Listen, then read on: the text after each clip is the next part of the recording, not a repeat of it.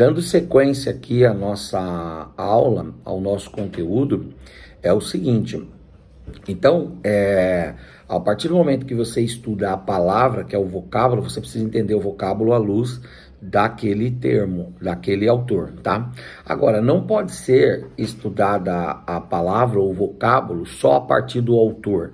Você também precisa estudar o vocábulo a partir do contexto que esse vocábulo está, porque o contexto também vai interferir. Então vamos entender o que é texto e o que é contexto. O texto é a perícope, o texto é a expressão, o texto é a mensagem, o texto é o conteúdo literal que você está lendo ali. Esse é o texto. O texto é o conjunto de expressões vocálicas que transmitem uma ideia, tá? Então, é o conjunto de expressões vocálicas que transmite uma ideia. Esse conjunto de expressões vocálicas transmite uma ideia, e ali está o texto, beleza? Agora, o texto na Bíblia, para ficar bem fácil para nós, seria o versículo, vamos dizer assim, seria a perícope, o versículo, ou uma paráfrase dentro do versículo, entende? Seria aquela coisa que algumas pessoas falam assim, parte 1, parte 2, parte 3, parte A, B ou C. Não existe essa divisão, mas o texto seria isso, tá? E o contexto, o que é? O contexto, ele é aquilo que está junto ao texto. E aí diz respeito ao contexto próximo e o contexto remoto. O contexto próximo, ele tem a ver com os versículos anteriores e posteriores ao texto, tá? Então você lê os versículos anteriores e os versículos posteriores. E esse é o contexto próximo, mas o contexto próximo não tem a ver só com isso. O contexto não tem a ver só com isso. Ele também pode ser um contexto remoto, contexto próximo, os versículos anteriores, versículos posteriores. E o contexto remoto, ele tem a ver com o capítulo anterior, o capítulo posterior. Às vezes o livro anterior e o livro posterior. Às vezes o testamento, aquele texto está no Novo ou no Antigo Testamento. Às vezes no estilo literário, aquele texto está na lei, aquele texto está nos históricos, aquele texto está nos poéticos, está nos proféticos, está nos biográficos ou nos doutrinários da Bíblia. Entendeu? Então isso é analisar o contexto. E depois, dentro do contexto remoto ainda, analisar o contexto social. Esse texto está sendo produzido em qual contexto social? Em qual contexto político? Né? Em qual contexto da revelação de Deus?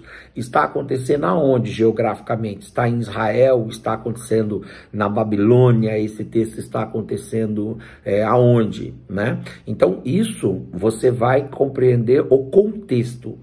E compreendendo o contexto, você vai entender a palavra, porque a palavra, ou o versículo, ou o vocábulo, ela se compreende melhor quando você conhece o contexto que aquela palavra está sendo dita, entende? É muito interessante que às vezes a gente ouve algumas músicas do período do regime militar. Daí então, nós que não vivemos esse regime, nós não compreendemos a música. Quando alguém vem e fala assim para nós, essa música aí diz respeito ao contexto histórico, né, social, político do regime ou da ditadura militar. Entendi. Então, essa fala, ou seja, essa percepção do contexto nos abre, nos esclarece quanto ao entendimento do vocábulo. Aí nós vamos compreender o vocábulo muito mais facilmente, tá bom? Então é preciso estudar a Bíblia a partir desses princípios. A Bíblia interpreta a própria Bíblia. O Espírito Santo é o grande hermeneuta da Bíblia. Jesus Cristo é a chave hermenêutica da Bíblia.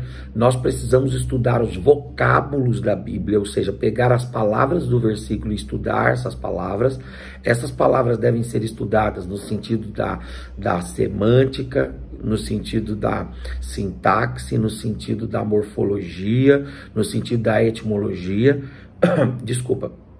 Nós precisamos também estudar não apenas as palavras nessa estrutura, mas a palavra a partir do autor, quem que é o autor desse texto, tá? Porque compreendendo o autor vai compreender melhor as palavras. E aí qual é o contexto próximo e o contexto remoto que essas palavras estão sendo ditas. E a partir desse contexto vamos ter uma compreensão melhor. Agora, quando nós estivermos estudando, nós vamos ter que saber se essa palavra ela está aplicada ali no sentido literal ou no sentido alegórico. O que é o sentido literal? O sentido literal é quando o termo significa o que é para o homem mais comum, para o homem mais básico, mais elementar. Se você perguntar para uma criança, ela sabe. Se você perguntar para um idoso, ele sabe. Então esse é o entendimento da palavra, né, no sentido literal. A palavra significa de forma literal. Quando é árvore mesmo. Quando é rio mesmo. Quando por exemplo, um animal que está sendo descrito ali, é um animal mesmo. Então, isso é um entendimento literal. Agora, a Bíblia não usa só o entendimento literal. Os judeus sempre produziram de forma muito rica, né, muito culta, e utilizando-se, é claro, dos meios que eles tinham de comunicação, eles sempre se utilizaram de alegorias, de figuras de linguagens. E a Bíblia, ela é cheia de figuras de linguagem. E quando você compreende essas figuras de linguagem, você tem o maior e o melhor entendimento da Bíblia. E uma das figuras de linguagem, nós já estudamos várias figuras de linguagem nas aulas 7 e 8, e agora nós vamos dar sequência na aula 9 a uma outra figura de linguagem. Essa se chama tipo, está na página 53 da apostila. Tipo é a representação de pessoas ou coisa espiritual tipo é a representação de pessoa ou coisa espiritual por pessoa ou coisa material. A palavra tipo significa literalmente marca ou impressão e pode ser traduzida, segundo o contexto, por figura, exemplo, modelo, etc. A palavra antítipo literalmente quer dizer correspondente ao tipo, é a realidade. Jesus faz diversas referências a tipos do Antigo Testamento, sendo ele mesmo, por vezes, o antítipo. Então vamos compreender aqui. O que é o tipo? O tipo, ele é um modelo, tá certo? O tipo, ele é o exemplo. Esse é o tipo. E o antítipo? O antítipo, ele é o que é. Ele é o real. Por exemplo, Jesus é o antítipo. Agora, quem é o tipo de Jesus, por exemplo, no Antigo Testamento? Nós poderíamos tomar José.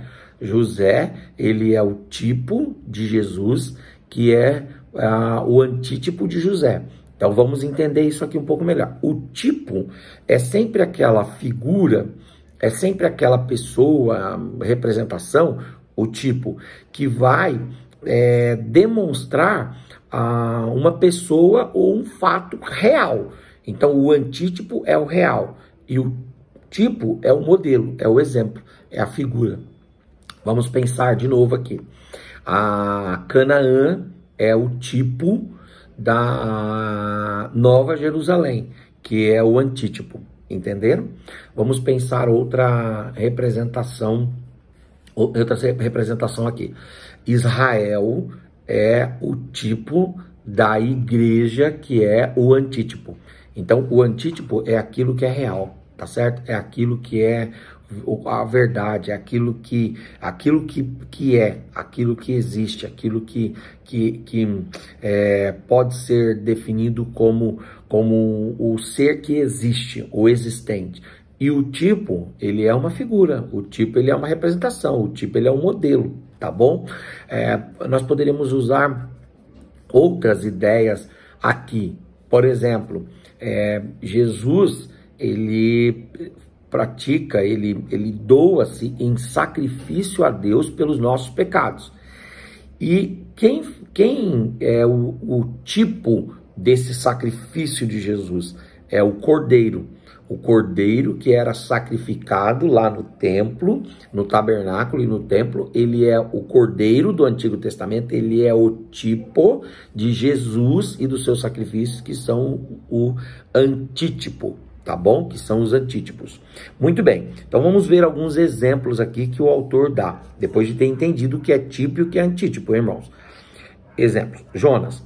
Portanto, assim como Jonas foi sinal para os ninivitas, assim o Filho do Homem será também para esta geração.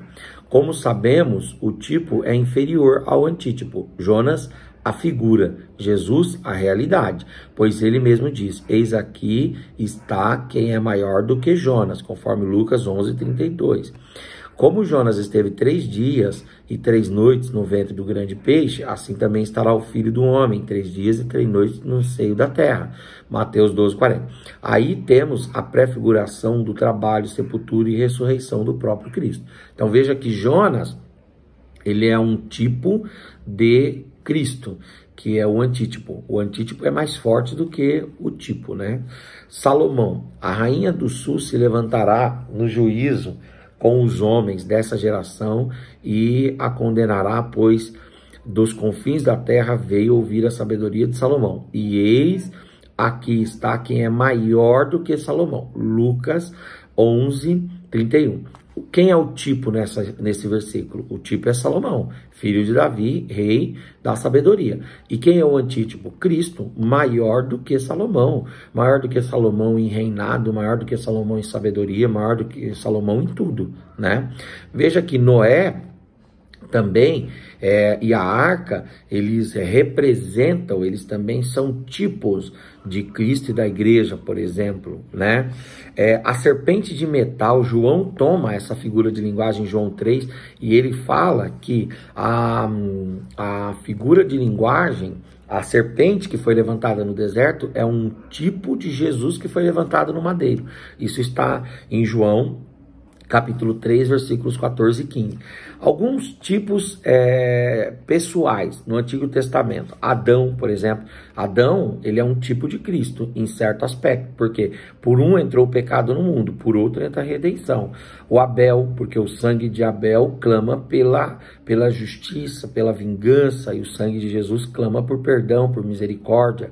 Abraão, né? Davi, Isaac, Jacó. No Novo Testamento nós temos vários tipos também. Tipos, ritos e coisas. Por exemplo, Antigo Testamento, a expiação e os sacrifícios. Ora, a expiação e os sacrifícios do Antigo Testamento eram tipos do antítipo Jesus, que foi expiação pelos nossos pecados e sacrificou-se pelos nossos pecados. E aí vem toda uma gama aqui na página 56 e também na página 57. Então, eu quero terminar com os irmãos esse vídeo dizendo o seguinte: entender o que é tipo? Tipo é aquilo que representa o antítipo, tá bom? E a Bíblia usa essa figura de linguagem.